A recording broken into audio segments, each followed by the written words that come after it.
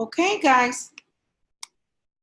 Today we're going to go over to the material from week number 2, which covers from pages 16 to 27.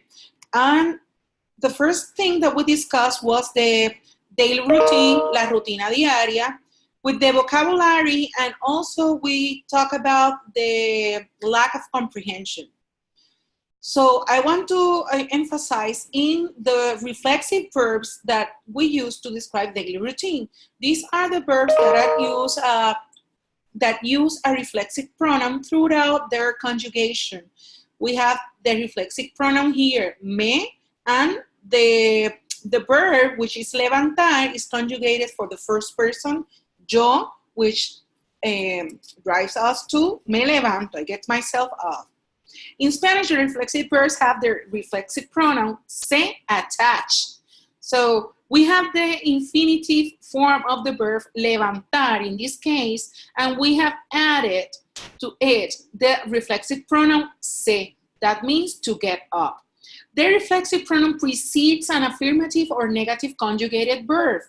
It can also be attached to the end of an infinitive, just like we just said. When both a conjugated verb and an infinitive are used, the reflexive pronoun may precede the conjugated verb or attach to the end of the infinitive.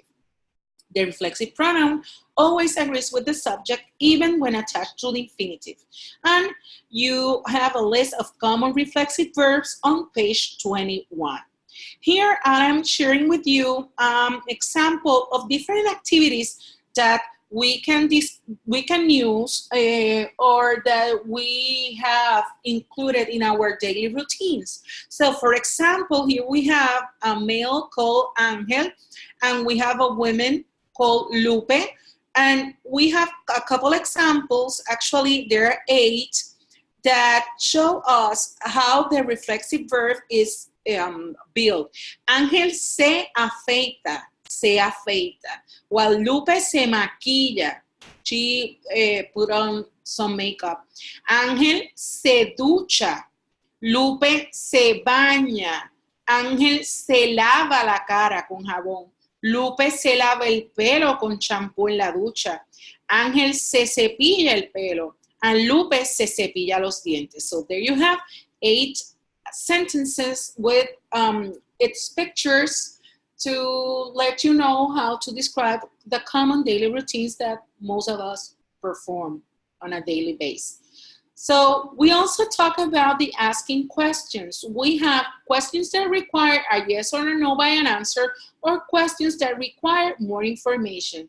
But let's go over once again over those questions that require a yes or a no as an answer. When we have that, we have the declarative sentence, and to make the question, we just add in its interrogative way the no or verdad after. So for example, if I say, ustedes trabajan los sábados, to change it into a question, I can say, ustedes trabajan los sábados, no. And also with verdad, Carlota regresa a las 6. The question will be, Carlota regresa a las 6, ¿verdad? If you place a subject after the verb, that it's called immersion. That is the verb plus the reminder plus the subject. So for example, ustedes trabajan los sábados, the question will be in that case, trabajan ustedes los sábados.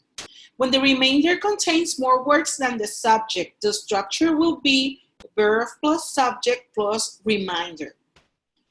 Also, when we have questions that require more information, remember these words: cómo, cuándo, cuántos, cuántas, qué, por qué, cuál, cuáles, cuánto, cuánta, dónde, quién, quiénes. Okay? But also we have with dónde, the form a dónde, with that it's required when we are using el verbo ir or the verbo viajar. Also, when we want to express origin, de dónde, it's used with el verbo ser and expresses origin. So, for example, de dónde vienes, vengo de Hodges Hall. Inverting the subject and verb, Then the interrogative word is generally the first word of the question. Also with por qué, that's why, when we are talking about the answer to that why, we have to change that por qué in its interrogative way to a por qué, a single word and no accent on it, okay? So lastly but not least, the last part that we discussed past week was the dialogues and the horario español.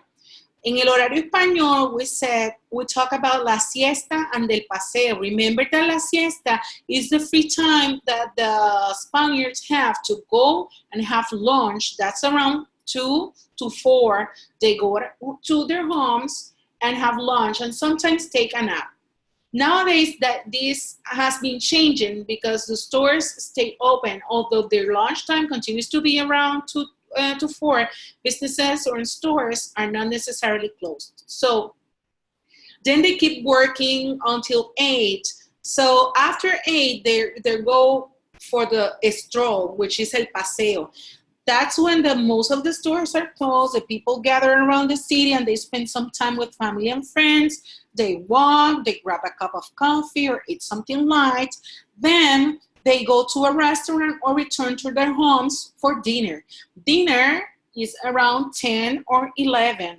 And young people can stay up almost dawn because the theater, the discos, they are not closed until 4 a.m. around that. In other American countries, businesses remain open continuously from 9 a.m. to 6 p.m. So we can see the difference between our schedule and the one used in Spain. So that's all that we covered in week number 2 in SPAN 2101.